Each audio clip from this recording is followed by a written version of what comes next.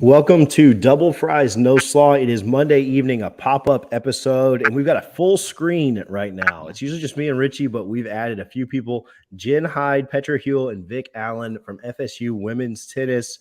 I went really corny with our title today because Coach Hultquist is coming on next. So we went with serving one up with FSU Women's Tennis, FSU Men's Tennis tonight, coming back to back. But everybody, I feel like there's too many people again to say that all the names again, but all four of you, how are you guys doing tonight? That's great. A lot of thumbs up for the non-video watchers here. Yeah, doing well, TJ. Good. Well, we wanted to take some time. We wanted to chat with you guys, and it's been a little while. Jen, you were kind of lagging behind Michael coming on, and so we wanted to try and catch it back up. And then we said, like, oh, can Vic and Petra come on? I've been out to a couple of your matches. I want to talk about some of the games. I want to talk about the season. And we'll go from there. But first of all, we were talking a little bit off air on this. But Vic, if you had Petra you said you haven't had Guthries. Vic, you've had Guthries, right? Like in all of our talking about this stuff. Yeah. You've been in Tallahassee significantly less time than Pep. Like you got to get her to a Guthries. I know. I think maybe post season. Post. So I was going to say weekend. You got to get in there. If take some wins this weekend, and then we'll go to Guthrie's. I like it. Jen, if you had to count how many times in your time through Tallahassee that did you frequent a lot when you were in school? I don't know if we've ever even talked about this. Yes, a lot. When I was in school, it was common. My sister went to the University of Georgia. So when I was in high school, I would visit her in Athens, and we would have it in Athens all the time. It was a main staple for sure. So Petra, since you're the only one that hasn't been, and we're going to give you a hard time and point out Double Fries No Slaw. Everybody names their podcast like Spear or Tribe or Unconquered or just what, and there's nothing wrong with any of those names. But like we just wanted to be kind of off the wall and funny. And when you go to Guthrie's, you order your gut box Double Fries No Slaw. Like you don't like the coleslaw at a fried chicken place. Like you can just it's not really. There's nothing wrong with coleslaw, but I was gonna say it's an intriguing name. I mean I'm vibing with it, but I didn't quite understand it. I was thinking maybe it might be something to do with KFC. I know that KFC has coleslaw. I don't know. I was going with it, but kind of the same as like Zaxby's or any of those.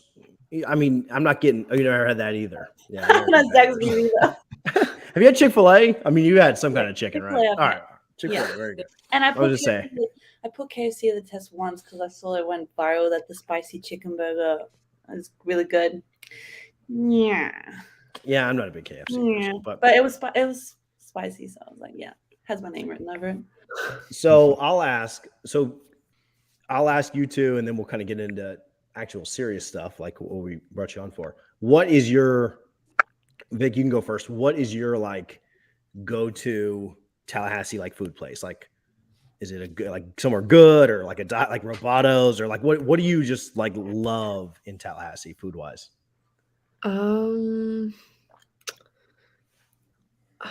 There's a Royal Thai place.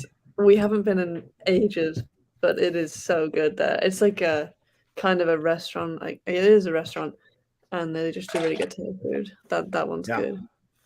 Petra, what about you? What's your spot in Tallahassee? Yeah, I'd say any Asian place. Maybe Sakura. Unless I go to because it's something Jen's got the car. No, I'm kidding. But I'd say like a poke bowl or Boro Boro is pretty good too. Like ramen, bowl, any of those places. Yeah. Jen, do you have one? Soccer team right there, the Bora Bora, right? But the soccer, yeah, they like that. Softball girls were telling us they like Burrito Border. Is that the name of it? Yeah, that's pretty good too. I've had burrito. They're pretty good burritos. But... Yeah. My favorite. Do you have one, Jen? Like neighborhood joints, Sakura. Jamie's great up there. We go up there and have team meals all the time. And then, honestly, I had the best Caesar chicken salad of my life from the Bubble Bread place, Bella Bella, the other night. Hands down. Backwoods Bistro, really solid. So there's a couple good. It changes every couple months. Wait, what was that? Where was that place we had brunch? Is that Jamie's? No, Jerry's. Jerry's. Oh, Jerry's is a really That's comfort. That is comfort in a nutshell. We like to talk about Florida State just as much as we like to talk about food. So we try to make it even on this podcast. So I like to make people comfortable and have fun with it. So, Jim, we mentioned your competition with now AD Alford in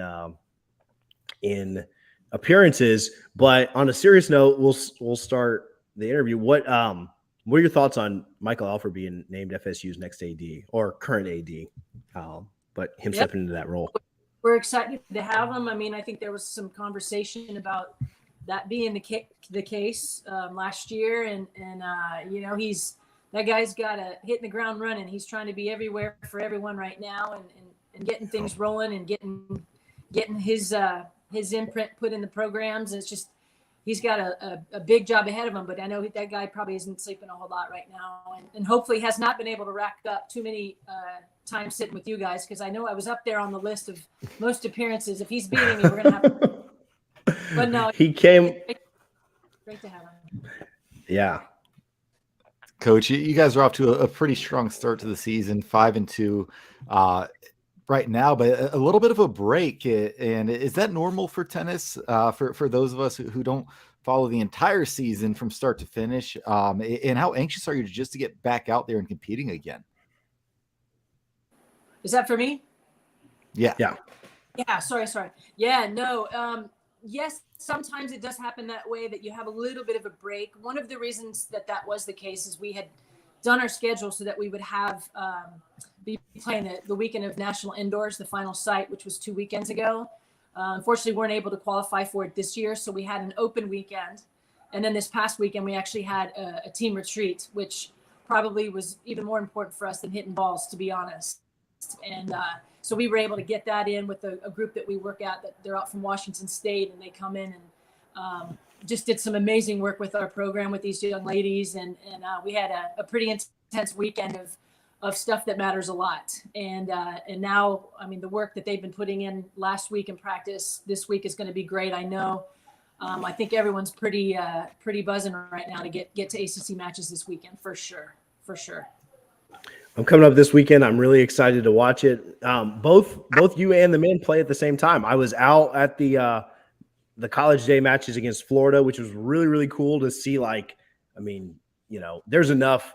So like I don't have to tell my whole story, but like I'm like kind of enthralled just when it's like 1 versus 1, right? Like when you're watching like a major or a big tournament or whatever. But then I get out and watch you guys last year, and it's 6-on-6. And then I go out to that, and there's like 12 matches going on at the same time. It was the coolest thing ever. I'm excited to see it again this weekend too. Is it, I mean, I guess you're just so kind of locked into your game, but do you like going at the same time as the men, or is it just kind of like, you're just kind of locked into what you're doing, Coach Hyde?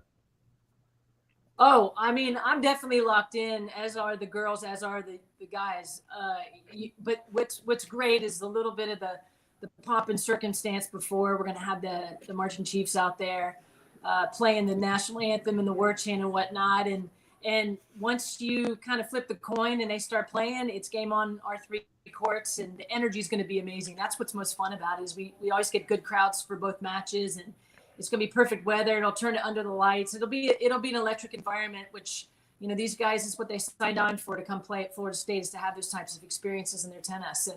And it's a lot of fun doing it with the guys. We're going to probably do a post-game meal with them after as well, you know, and just really enjoy college tennis and everything that it gives us.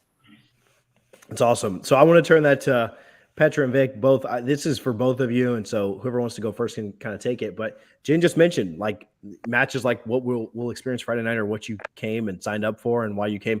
Tell me a little bit about your journey in getting to Florida State, right? Like the recruiting journey. I mean, you don't have to take us through like every single step, but just like ultimately why you chose to play for FSU and how you ended up here. Bowden, after you. Okay. So I think I got my first like message from Jen on like Facebook, and I was about 16. And I still have the message. I swear, if I scroll through, I could like find it. And Scroll back 6 years worth of messages. Yeah, literally, you could find it. And I literally had no idea about college before. I was just like playing, and I was still in school. And I was thinking about like going pro, and then I started like speaking to people, and then I met Jen at some like tournaments one was in England, one was like in Europe. I think it was in Switzerland actually. And then I decided to come on a visit, and I just fell in love with like campus and the team, and just had this feeling. And then about 2 weeks after I came, I just like committed and came over here to FSU. So yeah. Were you, Pet, before you go, were you recruited by other schools? Did other coaches reach out? Yeah, I spoke to some other schools as well. And I visited FSU, South Carolina, and Ole Miss, but That's awesome. obviously here was the best. So. Yeah, no, you made a good choice for sure. Petra, what about you? Mine happened a little later. I finished high school, and my sister is a year older than me in school. So she was at University of Colorado Boulder, and I just wasn't feeling the college vibe. And because our school year runs from February through to like November, and it wasn't until December when I graduated and I was playing tournaments, and then March came along, had my 18th birthday, and I was like, look, I have a lot to learn. Because at that time I was just like, nah, I'm done with school. I don't, I just want to go play tennis, just focus on that, and not do it at the same time. Then yeah, about a couple weeks later, I think I took my visit like the first week in April. And then by the third week in April, I was committed to Florida State, and then I was here in August. So that's kind of how that happened. But I'd say I had a pretty good team of coaches at home. I mean, one's from Detroit that he grew up in Detroit, went to college. Another one of my coaches, Sandon Stully, he played for TCU for 2 years, which is actually where my sister ended up transferring to after 2 years. And I mean, I had my sister, obviously, at the time, didn't want me to go to the same school as her. She was like, oh, Pet, I don't want to mother hen you through school. I've been doing that long enough. And then when I committed to FSU, she was like, yeah, kind of wish we went to the same school, but too late now. And then, yeah. So this one's... No, go ahead. Go ahead and finish, Petra. Oh, okay, yeah, so this one's... It was easy choice. Yeah, visited schools, easy choice. First one I visited, then yeah. Exactly. I love to hear that. And this one's kind of for both of you, Vic and Petra. And I want to start with Vic because about 2 weeks ago, we had Max McCuster and Sam Budd on the podcast. And I know they're from the same, region as you. Just talk about the international student athletes at Florida State, because we know Coach Krikorian does a phenomenal job with women's soccer, recruiting internationally. Even Coach Hamilton over at the men's team, it gets across the pond into other continents. But did that play any role, the amount of international student athletes at Florida State, and any that maybe you knew or you were familiar with that you maybe spoke to that helped you make that decision?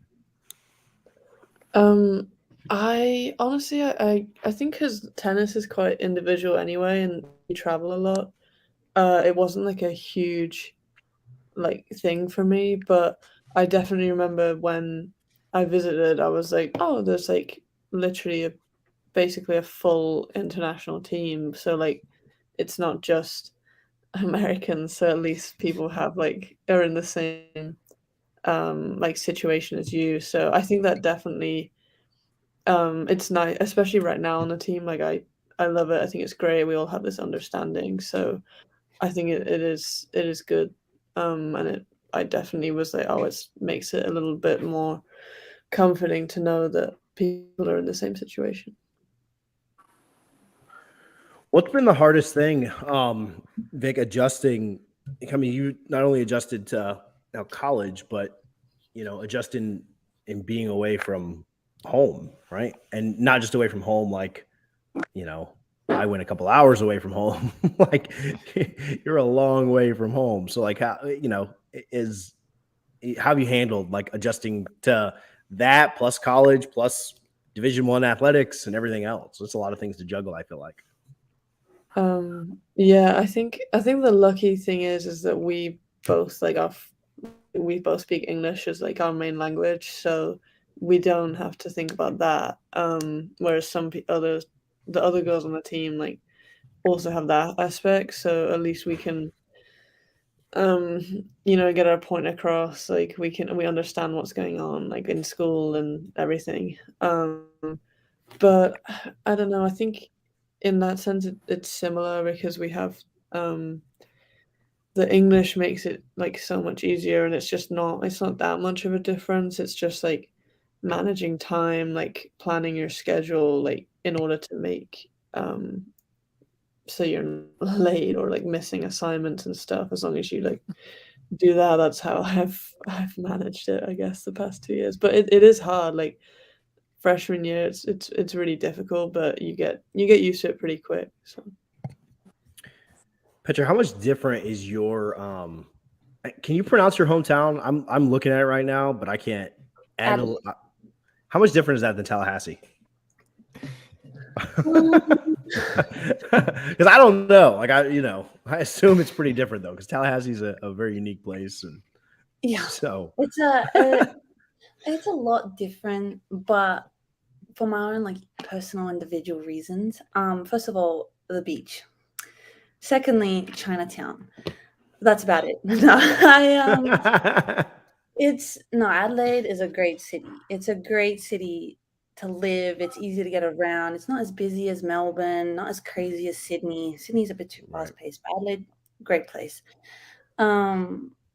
Yeah, Tallahassee is a bit too far away from the beach, I'd say. But I'm gonna take the good out of it, because if I did have the beach close, I don't think I'd get a lot done. I think I would be trying to do assignments while managing when the sun is going to set and how much longer I can stay on the beach. I'm not going to lie.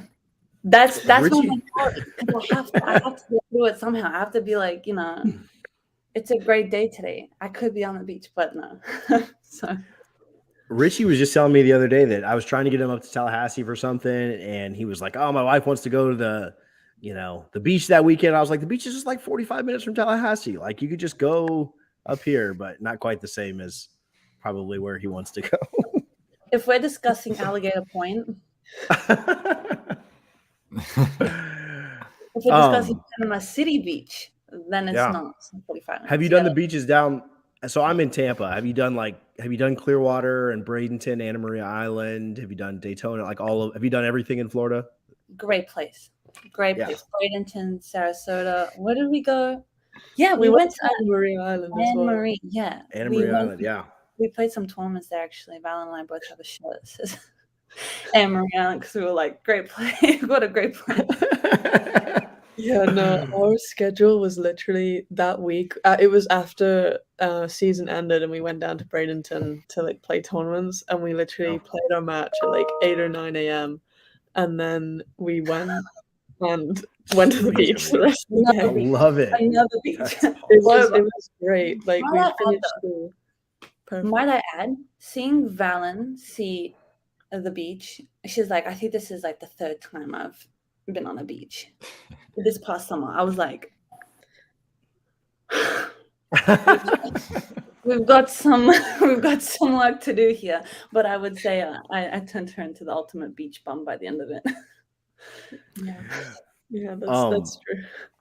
The skin started tanning, not burning all the time, which is way better. I get jealous of my kids because they just tan, and I like burn like crazy. My kids just have like this perfect skin that just gets tan, and I'm just like, I don't really like you guys that much. I love you, but I don't like you. In season right now, Richie and I were both out at the I think it was the Sweet 16 match. Sweet 16, yeah, last year. Our first time. Richie, did you ever go to a tennis match in school? What were you doing? Yeah, I went to every sport. Not many, but I went to every sport. All right. First time we have been out. Really exciting. Like I said a couple of times this year. What are the biggest, and I'll ask Vic and Petra first, and then Coach Hyde, will kind of take it in a different direction. So it's not just the same question 3 times, but what are the biggest differences between last year's team and this year's team, Petra, that you're kind of noticing, and what has you excited for this season, as it's early, but starting ACC play here shortly? I mean, this is my 5th year, so I'd say for the 4 years, I had seniors that were kind of that would guide me through, and when I would come back, I always knew that it was almost kind of the same team.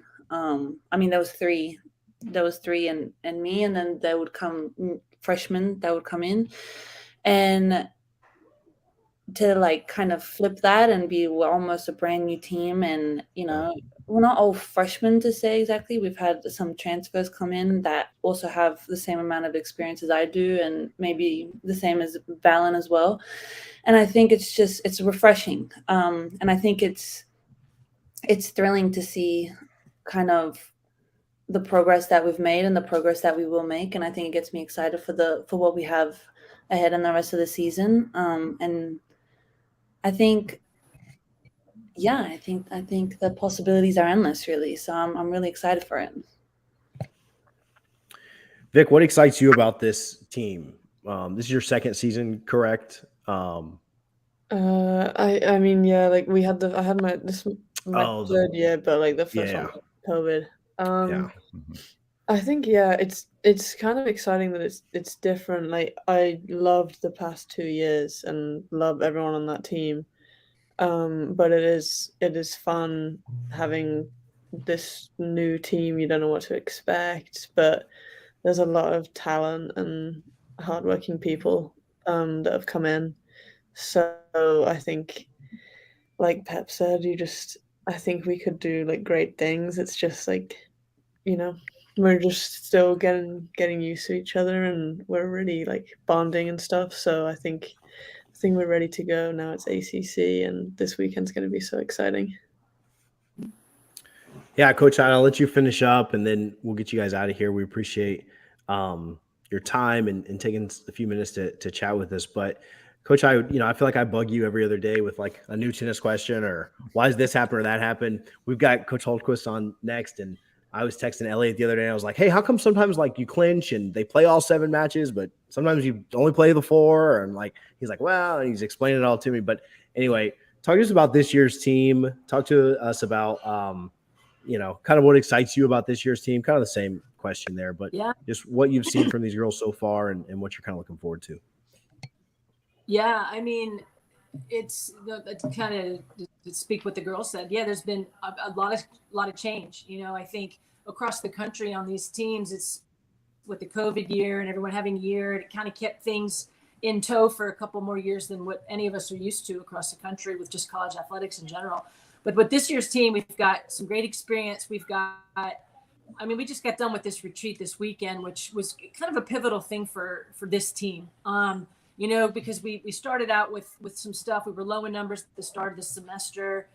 There were some health issues and stuff that were going on that we had to kind of get through, and eligibility stuff, and we got through it. And then we got to get to work, and we got to do some practices. We got to play some matches. We got to be in the pressure cooker a little bit, and then Storm Norman formed the new group, which takes time. And if anyone thinks it happens in 2-3 weeks, you're crazy. You don't know what you're talking about. And I think that's why we've had a good month and a half now, and especially these last couple weeks, to really get to the nuts and bolts of, the identity of this year's team, absent of anything behind or in front of us. And it's exciting because they're hungry and they want it and they're working hard, and dang, man, they're the nicest group of girls. I mean, just they're selfless kids. They're selfless, and they want this for each other, and they're taking the steps right now, one step at a time, one foot in front of the other. But the massive thing that can't be hidden is that they're hungry. They're really, really hungry. So when we go out there on Friday, regardless of what's behind us in the last week or 2 weeks, they're ready to play, and they're going to be ready to play, and we're going to make sure of it from our end. But more importantly, is they're excited to get out there and prove, and I think that it's going to be a lot of fun. I can't wait. I know we've had a couple weeks off, which the timing could not have been better. We got our bodies squared away. We got our mind squared away. And I'm trying to just chill out because it's only Monday. I don't want to get too excited about Friday, Sunday yet. So we're just going to put our heads down and work pretty hard these next couple of days to tweak out some things and make sure we're ready to go Friday. But I'm excited. I can't wait. I love it when those guys lace it up and put themselves out there. And I can't wait. I'm excited as heck for Friday. Yeah, I can't wait to be up there and see it. hang out and hopefully cheer you guys on to a win. We like beating anybody that wears any kind of orange. So thank you guys so much, Petra, Vic.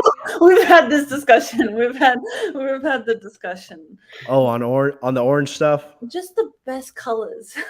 It's garnet and gold, right? Yes. That's what you have to say on this podcast, at least. Just the best combo of colors. Could you imagine having to wear stuff that was okay? I don't want to get us in trouble, but like orange and blue are like the most off-putting, like don't even go together colors I've ever seen in my entire life. We've been down that road. We've been through. Can you imagine wearing an orange? We got green, right? Because like I mean, at least like the Miami green, like the dark hunter green, like that's not like you could get it kind of away with that. But like comes like orange and purple, like who's wearing a purple shirt anyway? Like that's just I don't know. It's just wild.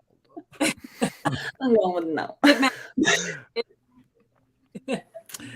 Guys, thank you so much for hanging out. We appreciate you coming on. We'll see you guys on Friday. Good luck the rest of the year and go Noles. Thank you. Thank y'all. Thanks, guys. See you this weekend. See ya. Bye. All right. And now I'm going to add to the show Coach Dwayne Hultquist. Coach, how's it going? It's going good. Thanks for having me on. Yeah, good. You're following your counterparts on the other side of the court there. Right. That's right. I caught the end of it. So I got the part about the orange and, not wearing, the worst colors there. Yeah. I mean, I'm not trying to get in trouble on here, but I can't imagine I will. So, but anyway, yeah, like our colors are much better here. So, well, thanks for coming on. Thanks for hanging out. I usually don't do this because it's gotten me in trouble in the past, but I'm gonna fly one off the radar. You just came in. We didn't have any prep time with you because you came in live on the transition. But double fries, no slaw. I mean, obviously an ode to Guthrie's. Have you put away a gut box or two in your couple of decades there in Tallahassee? I have. We came home from a trip. And there was not too long ago, and there was, of course, nothing open. And so, yeah, I did it. I had a Guthrie's box, probably one in the morning. Yes. Oh, very good. Much different. It's the best time to do it. I was going to say they taste better at 1 in the morning. Cool. Well, we appreciate you for coming on and hanging out. I said I got in trouble with that before. One time I asked Charlie Ward if he'd ever had a gut box, double fries, no slaw. He's like, well, TJ, I'm a vegan. And I was like, well, I don't know how to take this any direction from here. So like now I just made it awkward. So, but we appreciate your time. We appreciate you coming on.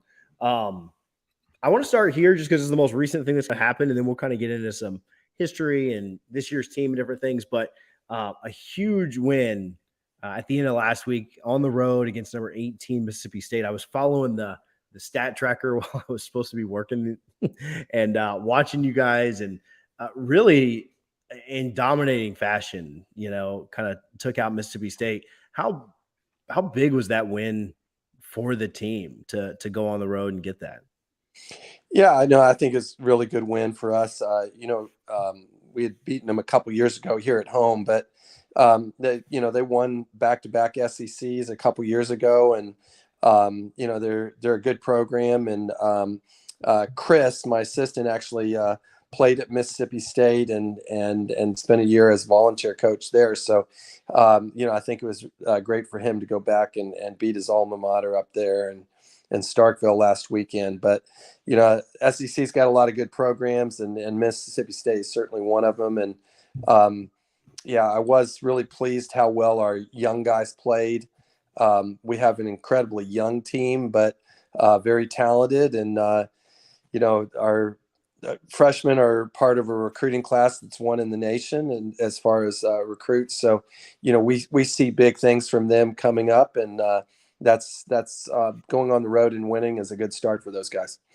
Yeah, that court one, Larice defeated the number 20 ranked player, according to the ITA rankings, in pretty convincing fashion too, 6'3", 6'2".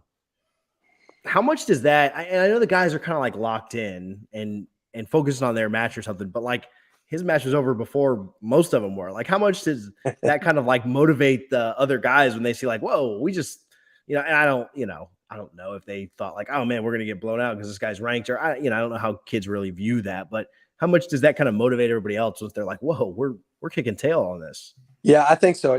We don't want our guys looking too much around the court and checking out the scores while they play. But, I think our guys were well aware that Loris was winning. And Loris is very professional how he goes out on the court. He's not super loud, but he is, he really did well. And he has for 2 weeks in a row. He was player of the week last year, ACC. And, maybe he'll be player of the week this year too. I think they announce it tomorrow. But, he's it's his third year here at FSU. He's technically a sophomore because of the COVID year. But Loris has proven himself to be, one of the better players. Was all ACC last year and, headed that direction again this year. So, plays 1 singles and 1 doubles. And, we rely on him. He's very good. Day-to-day guy, comes to practice and gets after it every day. Coach, you mentioned you guys signed the #1 recruiting class, which, when Jimbo was here and had things rolling, we were kind of used to that in football, right? And even Leonard Hamilton bringing in multiple 5 stars a year. What goes into that? And I'm not sure, obviously you're not recruiting football or basketball, but the differences between the group, because to sign the #1 class of any sport, regardless, is extremely impressive. How early do you get on these guys? Because I know in football, it's typically by end of freshman, early sophomore high school year. Is that the same timeline with tennis, or is it a little different? Yeah, what happened on this tennis one is, I give a lot of credit to my assistant coaches on that. But, we were recruiting during COVID and, everything was shut down for a while. But, we were able to do facility tours by video, and we were able to have our players on the calls with these guys. And we ended up signing that class without them even taking a visit here because it was during a dead period. And so we had from all over. Antoine is actually the highest rated player in college tennis right now, or right there, top couple, and he's not even playing for us right now. He there's an age rule in tennis, and so he has to sit this year, but he'll be playing for us next year. But then we signed top player from Australia, top player from Africa, and Youssef, one of the top 50 players in the world, Joshua from France. And so we had all those guys coming in one class. And unfortunately, that some of those guys could have actually come earlier, but we couldn't even get them into school because they couldn't take the SAT. So, but we had worked really hard during COVID, and that ended up coming about. So that's kind of the story behind that a little bit. But I also would give credit to a lot of guys on our team who were able to jump on the calls, and guys like Loris and Andy Petrovic on our team who could jump on calls and be part of it. And Coach, it's fascinating to me because you think of, obviously the biggest recruiting budget's going to go to football if you're in the Southeast, right? We saw what Texas A&M paid for their recruiting class. But the difference being in Tallahassee, you have a really strong geographical footprint in football. Tennis, we just talked with Jen Hyde. We've talked with Coach Korian of women's soccer. You kind of have to go international. So with a limited budget, how difficult is it to identify these talented players overseas and then still make contact with them, get them to campus if you can? It seems like most of them don't actually visit, but the international recruiting aspect is so fascinating to me because it's so unlike football for the most part, which is what a lot of fans follow. Mm-hmm. Yeah, normally we would have men on a visit. Sometimes we share the visit with other schools so they don't have to travel internationally and do that. But during COVID, we couldn't have anyone in on visits. So, that part was taken out of it. I think the international piece for tennis, there's a rating system. It's called UTR. And so we have UTR ratings. It's a worldwide rating system. So that helps us identify people that are kind of in our range that we're looking at. Jen can do the same thing on the women's side. So it takes all their results and gives them a rating, and so I think that's one of the things that we can do that helps do that. But we're looking at these a lot of the Grand Slams for tennis. They have their counterpart Junior Grand Slam, and that's where we're looking at a lot of the guys, the U.S. Open juniors, the Wimbledon juniors, French juniors, Australian juniors, so we can see the results of those tournaments and then get a pretty good idea which guys are interested in going to school, and then go from there. So you mentioned you've got obviously exceptions or certain things that happen, but just for the average recruit that comes in as a freshman, we think about football.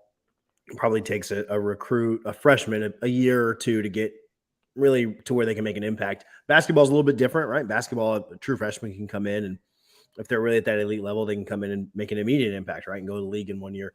Where is tennis somewhere in the middle of that? Is tennis closer to basketball or football? Obviously, you have to have a guy sit out a year. That's a different situation. But how quickly can a true freshman come in and make an immediate impact in tennis? Yeah, I think for tennis, we have 4.5 scholarships. So when you're looking at bringing someone in to play and investing scholarship dollars, you need them to come in and be ready to play right away.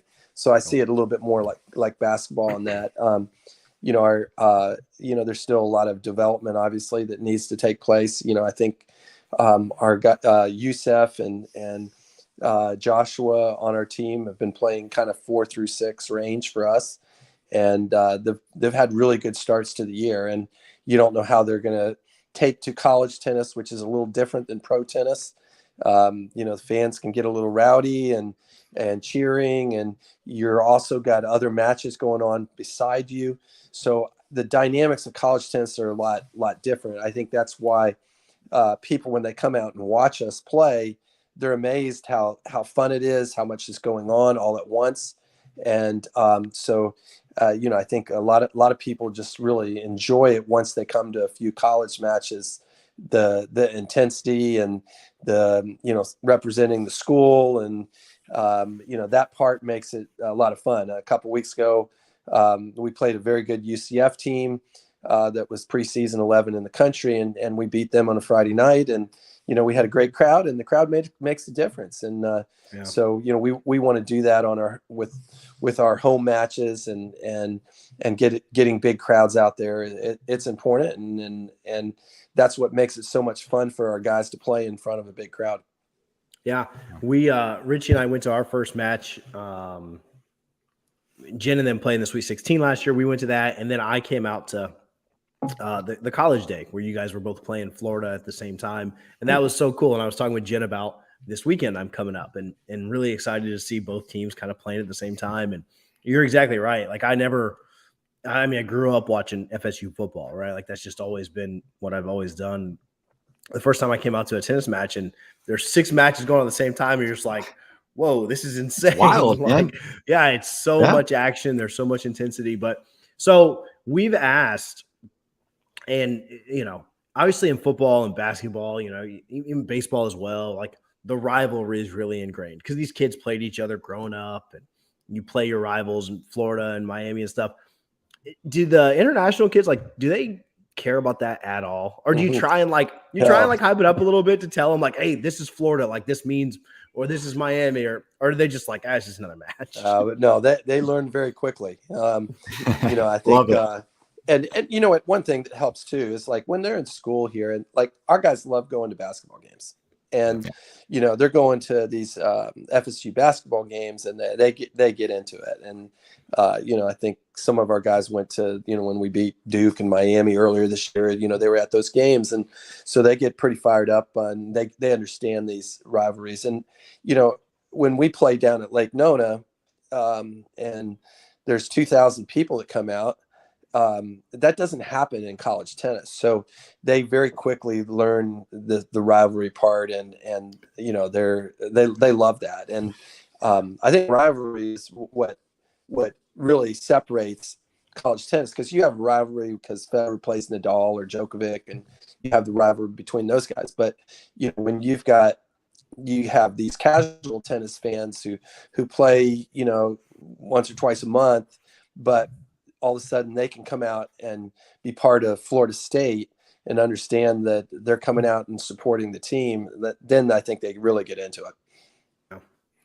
Coach, and I think part of that for you, I love that answer, but given how long you've been at Florida State, over 2 decades now, and to see coaches like Coach Sue, who's been around forever, right? Coach Ham, and then even some of the younger ones that have still been around longer than a normal tenure, like Kokorian, they've all been on this podcast and they talked about that rivalries. Just tell us, and Sue gives me the best answer every time, but the fraternity of coaches at Florida State, because it's rare you have a top tier athletic program that has so many coaches that have been tenured for so long that they just stay there, especially ones that played at the school or have ties to it. Just how cool is it to have such a tight-knit community in the coaching fraternity as you guys have in Tallahassee? Yeah, that's really true. I think I'm second to Coach Sue in a length of time. Coach Sue took the 1 year off, so I actually would have the most consecutive years. Anyway, you'll have to ask her about that next time. But well, she's the commissioner. We know that, right? Yeah. I'm not. You can ask her about that. I'm not asking. Yeah. So, I think, we had a couple years ago where we had every sport at Florida State make the NCAA postseason, all 20 teams. And it was the first time that any school had it happen 2 years in a row. So that just shows the comprehensive excellence of the program, so that you'd have 2 years in a row, you'd have everyone make the postseason NCAA. So that's quite tough to do. I think some of the sports, it's, one or two guys turns pro, it makes a huge difference. I think that's that. Trey has now been here a long time as well. And, certainly, Leonard has for a long time. So yeah, we've all been here now for quite some time.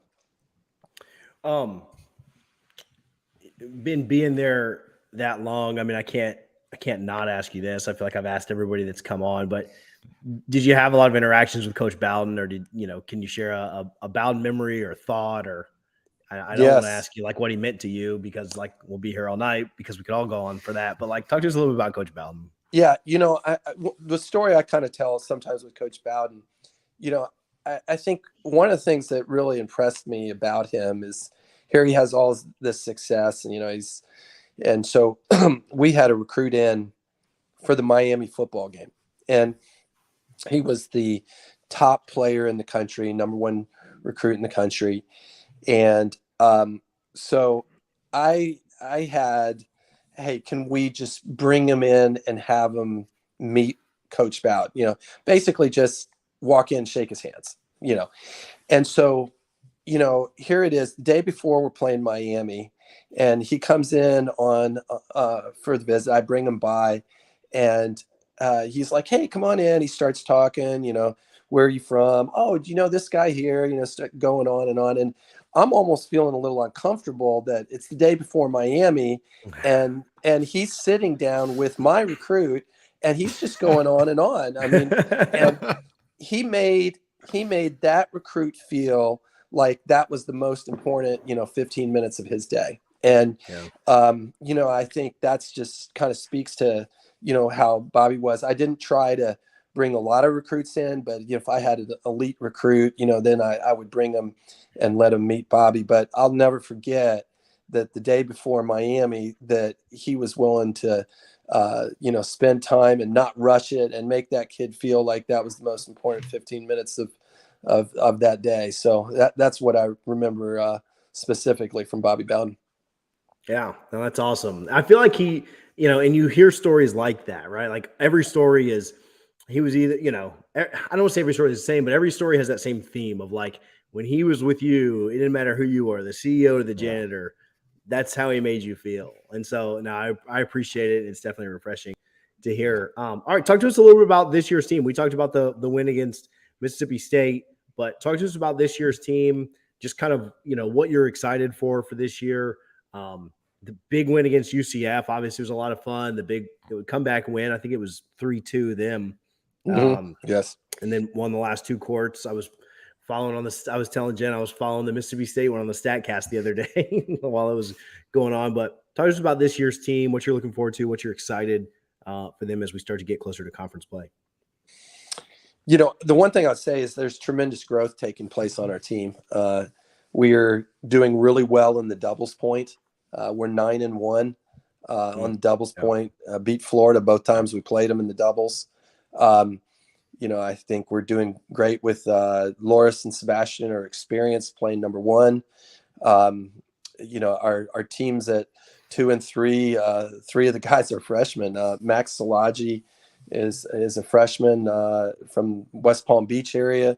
He's playing third doubles with Joshua, and they've done great. I mean, they come and play with a lot of energy. They're really good ball strikers, and Youssef and Andy have played mainly at 2, and same thing. I mean, they've come out, they play hard.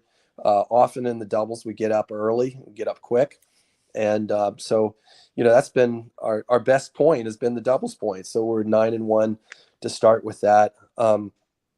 And then in singles, I think one of the things that we have that COVID has created some real challenges for us, but you know, there's been around the country, there's lots of people transferring, and you know, a lot of our guys want to come back and play here. So I have 12 on the team right now, which is it's challenging. Usually we'd have 10, and so I've got a lot of people to play, but whoever I'm putting in there, you know, they're coming out and playing hard.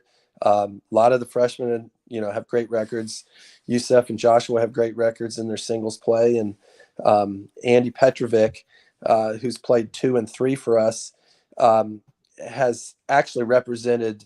He has dual citizenship with Norway and Serbia, and he's played ATP Cup with all the pros, and he did that this January, played ATP Cup. So he was practicing with one of the guys from Norway's top 10 in the world, Casper Rudd. He was practicing with him, and he's been very good for us this year. He's lost to Florida, but besides that, he's won all his matches, and he's been very solid player for us. Sebastian Arcilla has also been playing high. He's a 5th-year senior. Has a COVID year this year as to be able to play, and great athlete, can do a lot of different things. Exceptional doubles player. I'm real hopeful that he and Loris will make the NCAA tournament individually in doubles, but you know, he can come to the net. He's got speed. He can play it from the backcourt, so he can kind of do a lot of things with his game. And then John Bernard has gotten in, played a bunch as redshirt freshman, as has Max Salaji, gotten in some singles matches. And then Alex Balte has been hurt most of the year and is just starting to get in. He's from Australia, and same place as Pep would be from.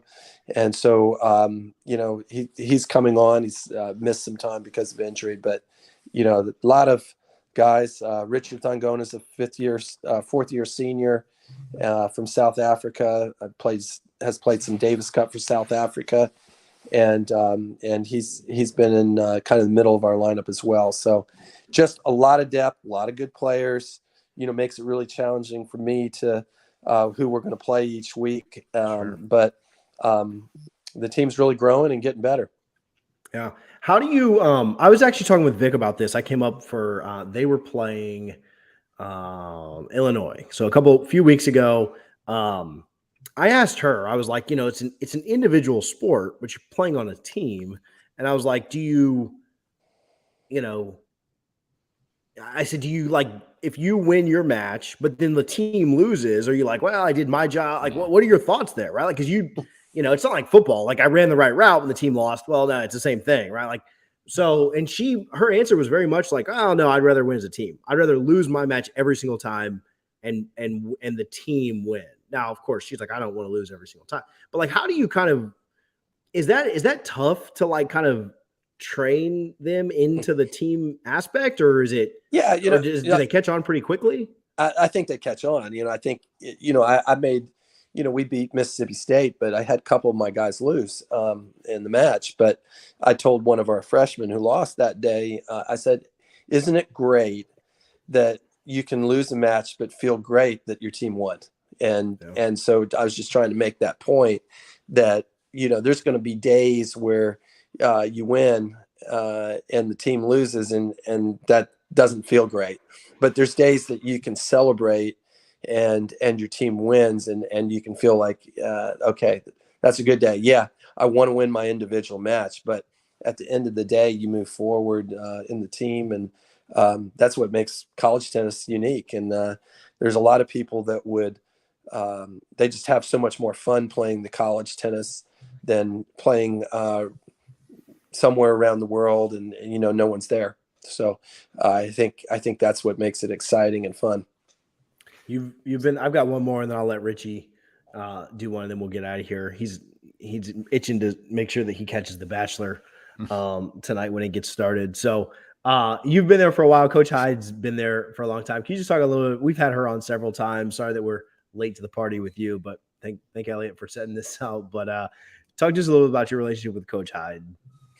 I think Jen's, if you look at Jen, I mean, I think her best teams have been the last few years. I think they're teams that have really come on strong. And, I think she's done a great job recruiting, some really good athletes, not just good tennis players. I know the two girls you had on earlier, Pep and Vic, they're great tennis players, but they're also great athletes. And so she's gotten some girls that are really out there and have bought into the team stuff. And, I think that's what makes it, fun to watch that. I think Friday night will be fun.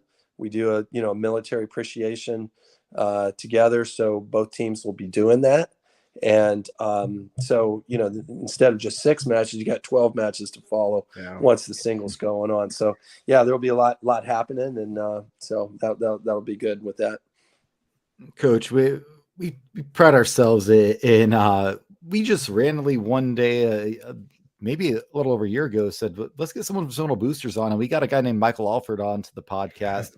It's surprising, after the show, several hundred new signups. They came back, and we had a great relationship since then. Obviously with him as the athletic director now, I know we talked about that, but just the Seminole Boosters, what does that mean? Everybody knows what it means for football and basketball, right? Because that's what it was about. But not many people realize what it means for a sports like men's tennis, women's tennis, soccer, everything else. Can you just tell us what that booster support means to you and your program specifically? Because a lot of people listening to this probably have no idea how much they're helping your program right now. Yeah, boy, I could go on for a long time on that question. I think, first of all, Michael, I actually knew Michael before he came here. I was excited, that he came, with his background, and I think he's very creative in what he has brought to Florida State, and also with, he uses the word alignment, and I think that's really important. We have really survived during some of tough economic times and COVID times because of our booster support. We have a coaches club, and, things that we need to do to achieve what we think are really important things, whether it's to get our guys through summer school. Our guys make good grades. Our Jen's girls do great that way too. So, but sometimes there's things that we need to do that it'd be better to take financial accounting in the summer rather than in the spring. And so sometimes we can do things for our student athletes out of that, or sometimes we can take a trip that would be great for our team chemistry and also be great for our recruiting. And so, we've in the past gone to Hawaii, and, things like that we can do that aren't necessarily in the budget, or, upgrade. One of the things we've done, we've put a bunch of matches over the last 5 or 6 years on TV. Okay. And you put it on the ACC network and ESPN Plus. So some of those things that we couldn't do, and yet through Seminole Boosters, we can do those things. So it is made us able to do some things that other schools can't do, or things that we have to do to keep up with some other schools. So I see the boosters being incredibly important. I think it's something that, I'm excited for where we're headed with that, and projects down the road. I think it's, some of the schools in the SEC just made big tennis strides in what they're doing facilities. Mississippi State had great facility. I was amazed some of the things. So, those things are crucial for us as Olympic sports to be able to succeed at the highest level. Yeah. Coach Hultquist, we appreciate you a ton for hanging out tonight and spending some time with us. Like I said, I'm coming up to Tallahassee this weekend. I'm excited to see the matches both going on at the same time. I think it'll be a ton of fun, but thank you a ton for your time. We'll be rooting you guys on the rest of the way this year and in the future, but thank you so much again for hanging out. Absolutely. Hey, thank you. Appreciate being on. Yes, Thanks, sir. Coach. Thanks, buddy. All right. Thanks. Coach Dwayne Holdquist from FSU's men's tennis program.